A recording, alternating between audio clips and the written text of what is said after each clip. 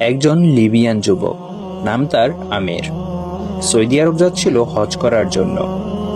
যেইমাত্র সে এয়ারপোর্টে পৌঁছালো, তার নাম নিয়ে নিরাপত্তা সংক্রান্ত একটি সমস্যা দেখা দিল। নিরাপত্তা বাহিনীর লোকেরা তাকে বলল, একটু অপেক্ষা করো, আমরা চেষ্টা করছি সমস্যাটা সমাধান করতে। এই সময়ে অন্য সব হাজিরা তাদের প্রক্রিয়া শেষ করে প্লেনে উঠে পড়ল, আর প্লেনের দরজা বন্ধ হয়ে গেল। কিছুক্ষণ পর সমস্যা ঠিক হয়, কিন্তু পাইলট দরজা খুলতে রাজি হলো না।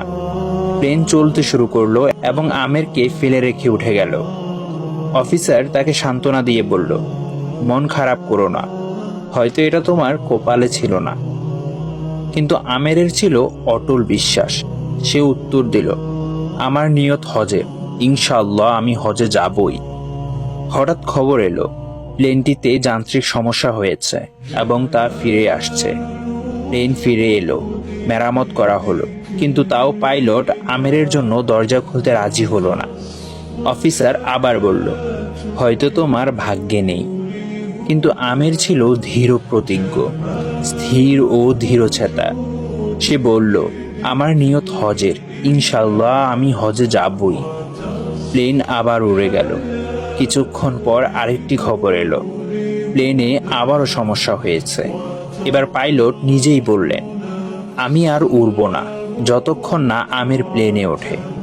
শেষ পর্যন্ত আমের প্লেনে উঠল। সৌদি এয়ারপোর্ট থেকে সে একটি ভিডিও করল। তার আনন্দ ছিল বর্ণনার বাইরে। আল কাহ্হার, এটি আল্লাহর সুন্দর নামসমূহের একটি। এর অর্থ, তিনি কারণগুলোকেও পরাস্ত করেন। আপনার জন্য সব নিয়ম ভেঙে দিতে পারেন, কেবল আপনাকে সন্তুষ্ট করার জন্য।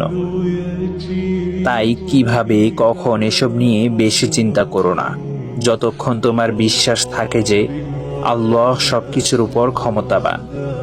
বিশ্বাস করো, তিনি পরিস্থিতি উল্টে দেবেন, তোমার পথ সহজ করে দেবেন, এমনকি অসম্ভবকেও বাস্তবে রূপ দেবেন। শর্ত একটাই, নিয়ত হোক পবিত্র আর ঈমান হোক অটল।